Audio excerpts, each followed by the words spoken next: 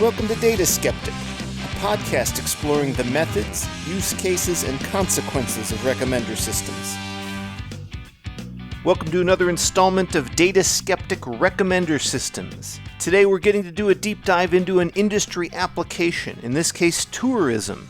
While it would be easy to recommend the popular spots, let's say someone going to New York City, hey, tell them to go to Times Square. Actually, if you're going to New York City, don't go to Times Square. Go anywhere but Times Square, at least in my opinion.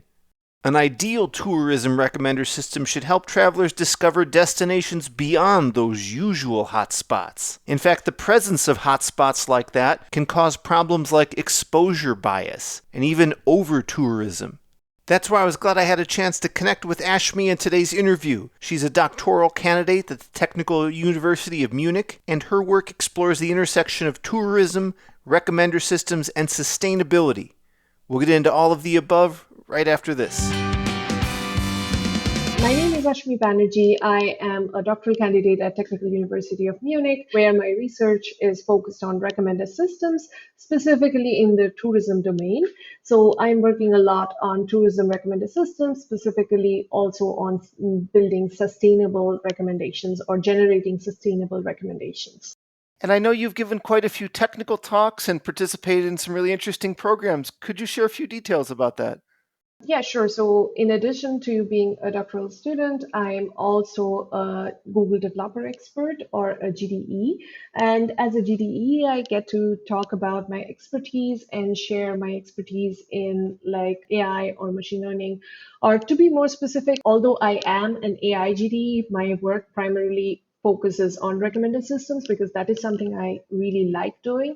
And it is also both my like passion and profession. So I deliver these talks or I get invited to different events, like community-driven events or even conferences or other podcasts to talk about my work or to even like host small workshops where I teach something to build something because I really like building things. And yeah, that's about it. And so far I got to travel quite a bit thanks to this in a combination of the GDE program as well as my PhD program. So yeah, that's very well aligned with my personal goals as well because I love to travel the world. What first got you interested in recommender systems? Actually, this is a very interesting question because it was not like, okay, there was this one specific moment which got me like really into this topic. But what actually happened was I was writing my master thesis at the Max Planck Institute of Software Systems a few years ago. And then I got to know about the tourism domain. So it was the other way around. So I got to work with like a lot of tourism data. And then I basically got, dragged into recommender systems because I was like, okay, this domain is quite interesting. And this is something I really like. So I would like to keep working on this domain. So the domain was very important for me. And then when my PhD advisor, he offered me the topic, I was like, yes, I have never worked in recommender systems specifically before, but I have worked in tourism and I have worked with the data and stuff from tourism. So I would like to give it a shot. And so far, I do not regret it. Well, it's interesting you came to tourism first. If you had asked me, what do you think is useful for a data scientist to do in tourism, I don't know that I would have first went to recommender systems. Maybe I would have thought like demand forecasting or something. What other ways can one contribute in this industry?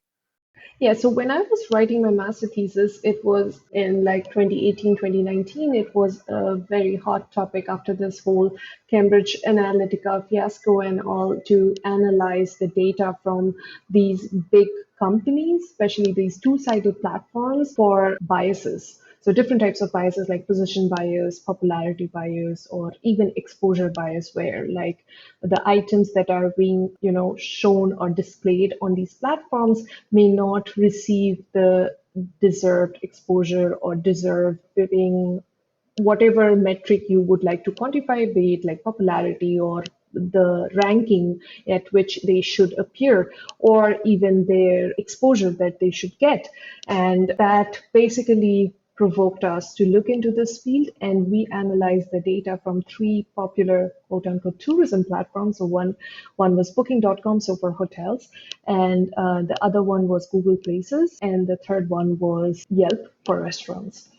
And then we tried to quantify exposure bias on these platforms, and we found that exposure bias exists. And depending on your position in the result, the ranked list of results, you will have exposure bias on these platforms. So that was basically my master thesis, which got me into this field. And I really enjoyed working with all the hotels and hotels data, or even the restaurant recommendations. And like, okay, if someone would ask me, hey, can you please tell me some places to visit, or the hotels for this area, and then I would just look up my data, and then you can go here. So yeah, all these things really got me into that field, and eventually I finished my master's and took a couple of years, or spent a couple of years in the industry, where I was actually not working at all in tourism. I was working on telecom data, which was nice, but I think I enjoy tourism more because, as I said, I love traveling, and then I can align my personal and professional interests together. So yeah, that happened, and afterwards I wanted to come back to academia again, and I was like, okay, why not give it a shot? And hence I started working on recommendation systems, and specifically on the tourism domain. And with regard to exposure bias, could you give us like a formal definition of what you were looking into? What is exposure bias? So first of all, this is also a little bit outdated compared to now, the research, because it's from like back in the 2018s or 19s. But then I will still try to stick to the definition that we proposed in our work, which was a combination of popularity and position bias. By popularity bias is that, say, for example, if you have an establishment like a hotel or a restaurant, which is close to a popular place. Since I am affiliated to Munich, or I live in Germany, I can tell you, say, for example, if you have the city center of Munich, that is the Marienplatz, and if you have an establishment which is located very close to Marienplatz, then no matter what your quality of offering is or quality of services, it's very likely that you will get a lot of customers owing to the popularity of the place. But then that means that some place which is kind of not in the vicinity of a popular destination, that might be deprived of the economic benefit compared to the other place. Sure, more customers means more ratings, so it would be easy to assume that was better to rank if you look at just something shallow. Yes, exactly. So that was one part of it. And the other part is that research shows that there is position bias. So when you search for something on these platforms, you get a ranked list of results. And this, based on your position of the establishment in this ranking, there's also a bias because, let's be honest, how many of us go to the second page of our Google results, right? So that pretty rarely. Yes, exactly. So we defined exposure bias as something which is a combination of this position bias and popularity bias. And then we tried to see that what are the correlations and how these things work in, hand in hand. Well, in tourism, most of the platforms, as you say, they're private companies, which means their data is likely to be private. Mm-hmm. What sort of data sets do you get access to? This is a major challenge of the domain, I would say, which is actually both a feature and a bug. Feature in the sense that means you have to come up with new ways to get data or gather data. And that means like you have a lot of work for your PhD. And on the other hand, the bug is that it's not easy to get the data. And like you often get blocked if you're trying to crawl, or, it's not allowed legally to even crawl certain websites or platforms. And then it becomes a massive challenge to even progress. As far as I know, or I am aware of, there are no user interactions data available in the tourism domain. Say, for example, as you have this famous recommender systems data set like Movie Lens, we don't have something similar for like tourism recommender systems. Specifically, what I'm working on is like European cities recommendation. So if you were to recommend a bunch of cities based on like previous user interactions, you do not really have like a out of the box data set available. And for that, if you ask me the solution, I mean, one of the solutions that could be thanks to the emergence of LLMs these days is to generate your data. It has both its pros and cons. Obviously, if you generate the data, so one main problem or drawback of having to generate data for the tourism domain using any LLMs or is that they are often not grounded.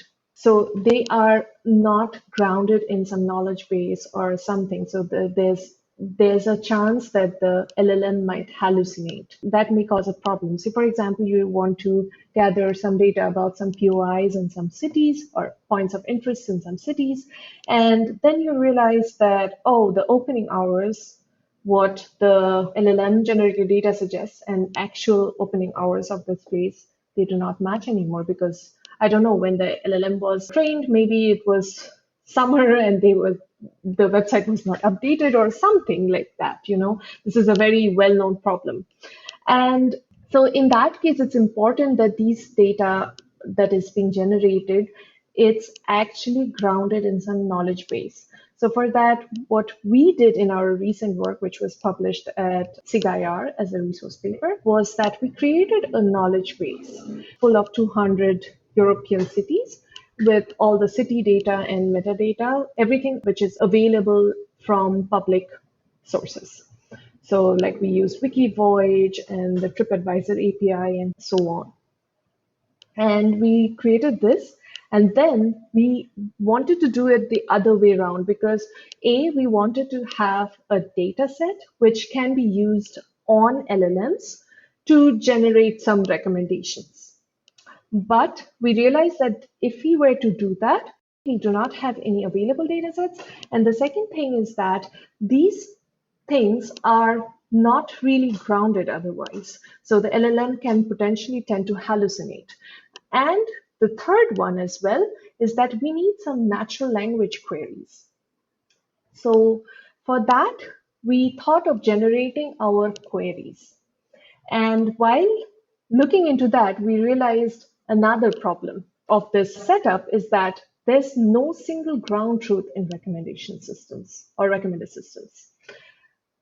So you can generate a bunch of data which may work factually for you, but may not work for the other person because everything has to be personalized. And this was very difficult because this is not a math problem that you have a gold standard answer and no matter what you do, you're always going to get the correct answer. This is not going to work for recommended systems. So the evaluation also needs to change, or how we evaluate the whole system needs to change. And this resulted in us, what we ultimately presented in our work was that we had this knowledge base of cities, European cities and their metadata. And then we use some filters to, filter out a subset of the data, which would be like a bunch of city names, which correspond to certain attributes like, I don't know, sustainability is low or sustainability is high. By sustainability, we also have like different measures of measuring sustainability like AQI and walkability score and stuff like that. And then we basically asked the LLM to come up with a fitting query that matches the list of the results. And this is how we generated our synthetic data set. But as I mentioned, the evaluation of these systems need to be updated as well, because you cannot just use, recall or precision like the traditional ML metrics for these systems. Delete Me makes it easy, quick, and safe to remove your personal data online, at a time when surveillance and data breaches are common enough to make everyone vulnerable. Your private details have become big business. Data brokers make a profit by selling your personal information to anyone willing to pay. Think about it. Your home address, contact information, and other sensitive details are all up for grabs. This exposure increases your risk of phishing attempts and other security concerns. As someone with an active online presence, privacy is really important to me. I've been using Delete Me for over a year now, and knowing that they're continuously working to remove my information from hundreds of data broker websites gives me confidence that I've taken this proactive step to protect my privacy. Take control of your data and keep your private life private by signing up for Delete Me, now at a special discount for our listeners. The only way to get that 20% off is to text DATA to 64,000, that's DATA, to 64000. Message and data rates may apply. Thanks to this week's sponsor, Zapier. I have personally been using Zapier since, I think, grad school when I built a bunch of little automation things. Boy, that was back in the day, but they have become even more valuable in the era of AI. I often tell people we've had this big technology advancements. What comes next is the last mile problem. How do we deliver large language models and other AI technologies into every aspect of our lives and workflows? Zapier is where technology innovators break the hype cycle and put AI to work. For real. On the podcast side, we have a ton of little publishing workflows. When a recording gets done, it obviously has to be moved around in the cloud a little bit. I actually need to invest more time in doing Zapier to speed things up. Then on the small business side, there's tons of little Zapier workflows we built to help automations around scheduling and new leads and things along those lines. I've seen a tremendous productivity gain. It's not even about productivity really, it's like unlocking new opportunities. I know firsthand that Zapier is for everyone. It's not just a no-code thing that only an engineer can use. Whether you're a tech expert or not, you can eliminate bottlenecks and free up your time to focus on the things that actually matter. There are teams out there that have already automated over 300 million AI tasks using Zapier. Are you ready to join them? Get started for free by visiting zapier.com/dataskeptic. That's Zapier, let me spell it for you. Zapier, zapier.com/dataskeptic. You know, when I book a trip, I'm going to open maybe 10 tabs and go to a bunch of sites, and I need the hotel and see if there's museums and all this kind of stuff. I'm sure at some point I'm getting recommendations. What do you mean when you're talking about a recommender system? Where is the user getting the recommendation and what's it for? Sure, the recommender system can have multiple layers or multiple layers of complexities. However, we, for the sake of research, are just focusing on recommending the list of cities. So it's not a sequential recommendation. It's not like a point of interest recommendation. So sequential is like, okay, after this city, do this, or after this, do this, and so on. So it's just like a bunch of cities, like, okay, if say, for example, you ask a query like, I want to go to Spain in summer, recommend places to visit. So then you get a bunch of recommendations like, say, Barcelona, Valencia, and so on, which are factually correct. So I assume a lot of that comes from your knowledge base you were describing. Mm-hmm. Could we talk more about the architecture? How do we go from text query to all the steps to get me back a good recommendation? So yes, but we do it the other way around. So this is just a resource that we build. So we build a data set, we provide everything is available open source. And so feel free to check it out, including the knowledge base. So we provide a subset of cities to the LLM and ask it to come up with a fitting query. And now we do it multiple times, and then we finally have a data set. So that is the architecture, essentially. And then we have also a lot of validation techniques to prove that our data that has been generated is of good quality. And these validation techniques include both expert validation as well as automated using also a judge LLM to rate the quality of the generation. So was this effort a prerequisite because you needed a data set for yourself, or was the end goal to give the community a good tool? It's a combination of both, I would say. Well, let's go in both directions. First, let's talk about that tool. Where can people who might be in need of such data go and explore, and what kind of parameters they can put into it to get out different results? What are the options? Oh, you don't have to do anything. Basically, if we have everything done for you, it's up there on Hugging Face hosted. I can share the link with you if you want, and you just have to download the data and then your job is done. And if you want, the knowledge base is also live and open source. So if you want to use the knowledge base to solve some other problems, feel free to use it as well. So do you have a vision for maybe that data set becoming a benchmark data set for certain well-known tasks? Yeah, it could be, but then to be honest, from the top of my mind, right now I do not have specific ways to tell you to how to evaluate against this because this is an open question. So we have the evaluation framework laid down for like evaluating the quality of the generated data. But right now, if you have to use the data set altogether for like a bigger benchmarking task, we do not have the evaluation framework listed for that. But then if you were to use these queries for, I don't know, maybe for zero and few shot learning examples to the LLMs, sure, they would be great starting points. Or even some agentic work, I think that could be great, starting to use them like the queries as references or like the natural language query as the text or the textual input to the LLM. And once you have that, you can maybe use the knowledge base examples as some like example answers. That could be an option, and you can even have like different agentic frameworks built around this. But from the top of my mind, I do not have a solution right now. Well, as you generate a data set, you want to have some amount of variance. You can't have every record be the same. Mhm. Maybe you want to not have too much variance or control it in some way, make it look like the real world. Could you talk about your strategy in that regard? One of the main points of having a good recommendation is that the diversity should be quite high. I mean, it depends. It should be aligned with the user preferences. So if the diversity is too high, maybe the user is like, this is too diverse for me. This is too random for me. So this doesn't align with my preferences. And that is a problem. However, if we have like the diversity somewhere balanced, it's quite diverse, but it also is aligned with the user preferences. I think that is a very good way to judge the quality of recommendations. And for that, what we did, at least in this work of ours, to like make sure that the diversities of the generated queries are pretty high. For diversity, we calculate a metric called self-blue, which is available in literature and which is essentially derived from the blue score, but then it is compared against itself. So it doesn't have a gold standard, but it's compared against itself. And we compute the sentence similarity between the hypothesis and a set of reference text using the n-grams matching.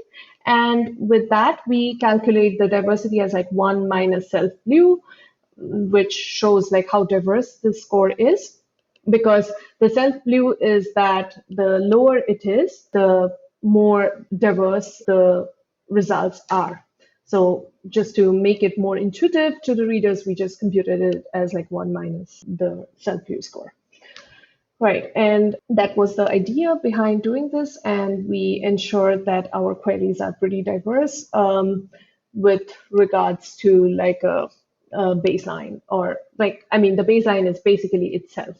Well, one of the aspects of your work we haven't touched on yet is the sustainability side. Can you talk about how that plays into the work? Yes, so sustainability, when I was looking into tourism recommender systems, one of the areas that I saw was like less traveled or less worked on was the sustainability aspects of it. And to be honest, sustainability is an incredibly loaded word and can mean a lot of different things in different contexts. But for my research, we wanted to narrow it down and we wanted to define sustainability in the following way. So, by recommending places that are less popular, or if you go on a monthly granularity level, in that case, you recommend places that have less footfall for that month. So, let me give you an example. So, for example, you are looking for destinations to visit in the month of July where you like art and architecture, then your top answers, if the sustainability filter is not really enabled, could be, say, Paris, Rome, and so on. But as you know from data, that these places have insanely high footfall because it's Europe, it's summer at that time. So that is not ideal because it causes also over tourism in some places, whereas some other destinations have like little to no touristic load, and then they are deprived of the benefits of tourism. And in that case, what we could recommend, or a sustainable system could recommend, is that okay, you like art and architecture and you also want to visit in the month of July. How about instead of visiting the top rated places or the places like Paris and Rome, you go to less visited but equally nice and also maybe similar in terms of profile. This is the idea, to suggest like alternative destinations. Or if you really want to visit Paris, but then do not go when there's peak season, but rather go in November or December when there's like the seasonal footfall is a bit low, and or the shoulder season is there. So this is actually based on our work that was published in the Springer Journal of Information Technology and Tourism. We also actually presented a sustainability indicator for the destinations with respect to your starting point.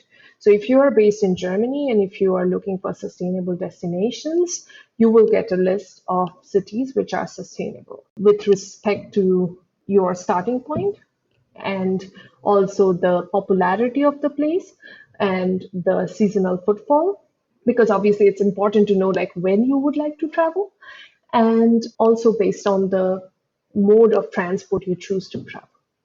So yeah, we gathered a bunch of data in this regard, and then we modeled this sustainability indicator. And one interesting takeaway from this work actually that I used myself, because at the beginning I mentioned that I'm often using this data to validate my own travel quest or something like that. Mm-hmm. So one thing that really happened was I wanted to go to Brussels recently, and then I knew that the best time to visit Brussels is basically July and August, when the prices of the accommodations are at an all-time low. And this was an insight that I received by analyzing my data that I had gathered from Airbnb. It's an open data set, by the way, for Brussels. So Brussels is usually like full of business people doing EU business stuff there throughout the year, but then July and August are the summer vacations. So that's why there are fewer people or fewer business people and more tourists, and probably the tourists do not outnumber the business people, and hence we have like the lowest accommodation rates during that time. And I utilized it, and I was very happy that I could do that. Well, you'd mentioned the Airbnb data set, and I think maybe a few more. Broadly speaking, what data sets did you collect and how did you leverage them? So there was this Airbnb data set, and there's also like Google Flights. They had an API to compute the CO2 emissions. So all these things are listed in the paper, so you can have a look at it. And there's also an open TripAdvisor API. I mean, it's not like fully open, but it has some limitations, but you can collect a certain amount of data. It's not like you get everything out of it. So these are some of the data sets, plus there are some more open data sets. So the Yelp business reviews data set, it's quite good. Earlier, when I did my master thesis, Yelp had an API, but I think now it's not available there anymore, if I'm not mistaken. Yeah, so now they have this Yelp business data set, which is, I think, a few gigs, if I'm not wrong. It's pretty big and diverse, so that could be an option. But the problem with this data set is that it's restricted only to US. So my domain is basically, or specifically, I'm focusing on Europe. So in that case, it's not very useful for me. On the other hand, you also have something called WikiVoyage, which is essentially the Wikipedia for travel. So if you want unstructured data, that is a very good source for you to get your data from. And we used it a lot. So we use that, and then sometimes we use LLMs as parsers to actually parse it into like things or information that we would like to have in our data, say transportation or things to do, things to see, or places to go to, and stuff like that. Very cool. I'm wondering if you have a sense of not necessarily like when it exactly began, but where we are in the trend for what you might call sustainable tourism. I don't think anybody thought much about this 50 years ago, but it's becoming a hotter topic. What's been the growth and adoption about this idea? So I think, again, the definition of sustainability varies. And if you were to define sustainable tourism the way we are defining, so like more in the sense of a load balancing problem from the platform side, so not so much from the user side. So at this point in my research, I am not into, or I do not care so much whether the user actually accepts the sustainable recommendation or not. But my job is to provide sustainable recommendation and it ends there. Sure, there can be like future work in that direction, obviously, but given the premises of sustainable recommendation ends on the platform side, I think we have quite a distance to cover because not a lot of platforms, as far as I know or I have recently researched, they have the sustainable label on them. So, and even if they do, it's not often very transparent. Say, for example, TripAdvisor often shows these green accommodations on their, or the green labels, or Booking also has something similar. But honestly, the last time I checked, I did not see a very transparent definition of sustainability there. People talk about sustainability, but the people often do not define how they are measuring the sustainability. So, as I mentioned, these platforms like TripAdvisor and Booking, they do have some sustainable local sustainability labels, and similarly some other platforms as well. But to the best of my knowledge, they often do not, or they are pretty vague about how they define it. As far as I know, I do not know of any platform or any commercial platform that does this tourist load balancing approach. So they do not take into considerations or recommend places which are alternatives or sustainable alternatives to the original recommendations. I am not aware of such platforms at the moment available commercially. Well, how do you approach measuring the user satisfaction in your system? That is a very good question. So, one of the easiest ways is to deploy your system, run some survey, ask people how they like your system, and then you report the data. That is the easiest way to measure. But nowadays, with LLMs, people are also trying to measure different like explanation abilities and transparency of systems as well. For that, again, they resort to like the gold standard answers and then the LLM's responses compared to that. But then I would say the easiest state of the art to measure user satisfaction of recommended systems is to just present your recommendations to the users and do it with live set of users. If you have your experiment to that extent, you can even do an A/B testing where you show like a bunch of features to a certain users, or you perform certain set of experience for a certain bunch of users, and you have a different set of experiments for the different bunch, and then you see how well they coordinate and correlate.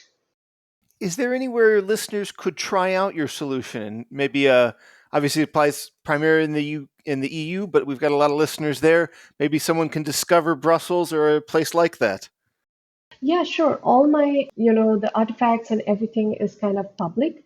So if you go through my list of papers, they are like you can know about the work that we did. And in addition, the code and the data set, as I mentioned, everything is available in public and open source. So please feel free to try it out. We also have some demos, by the way, which we presented in some conference. It's a very preliminary work in progress version one demo of an application which recommends sustainable destinations with respect to your starting point. So you can even try it out. I will be happy to share all the links with you. So could we jump back to maybe methodology and some of the tools you're using? What are the techniques or libraries or whatever it is that are helping you get work done? Yeah, so one of the methods that we used recently was RAG. So, like a 9 RAG, how they are used to ground the LLM responses to prevent hallucination. So, we used a similar approach But for that, we also incorporated like a sustainability indicator within the RAG. So if you critically review the work, you will probably call it like an expensive method of sorting, but it is how we ask the LLM to do it. So we basically asked the LLM to consider these sustainability scores that were assigned based on the sustainability scores that we modeled earlier that we talked about. And basically, the idea was that once you have this, the LLM uses this as a context to generate some recommendations which should be actually sustainable. And then we tried it out with like two different LLMs, like of smaller size. We had some like resource constraint there. We couldn't use bigger models. And then we showed how well they adhere to our instructions, how well they adhere to the sustainability score generations and stuff like that. And can you share some details about, I don't know if you have a metric you look at in terms of success, but how do you regard the outcome? So the outcome, again, we used a stronger LLM to measure the quality of the outcome because that was the easiest way to do it, given that we did not have, again, any gold standard to compare our outcome with. So we could only rely on a stronger LLM. I think at that point it was GPT-4 to rate the quality of the response in terms of actuality and also like how coherent it is or how faithful it was with respect to the initial prompt and how much it matched with the context that was provided. The context matching or the context alignment, I think, was done by a similarity, like a simple cosine similarity there. We did not need an LLM, but for these other metrics, we used a stronger LLM to judge the quality. I know you're still working on your PhD, I believe, but do you have any plans for what comes after that? Difficult question, but based on the current circumstances, I'll probably look for something in the industry. So if you have something, please let me know. It's a growing industry that I see evolving all the time online. So there's a lot of technical Yes. wizardry to be done. And I think a lot more algorithms and work like yours could be doing to, I think, mainly Mhm. help users find what they're looking for. Yes, absolutely. Because the other part, which I mentioned that right now the easiest way to test the user acceptance of your recommendations is just to do like online study where you have the system as live and then you test your parameters. But that is the only way to do it. But I think there needs to be a lot of research in that area as well, where you can study like whether the users actually accept your recommendations or not and what went wrong, how can you improve the recommendations, the way they are being displayed to the users or presented to the users. And yeah, a lot of like transparency, explainability work can go in there, as well as like user interface design. So it's a multitude of dimensions that are left open for research in that area as well. Well, Ashmi, is there anywhere listeners can follow you online? Sure, you can either follow me on LinkedIn or drop me an email at mail@myfirstname.lastname.com. Very cool. We'll put the LinkedIn in the show notes as well. Yes. Thank you so much for taking the time to come on and share your work. You're welcome. Thanks a lot for having me here. It was a pleasure.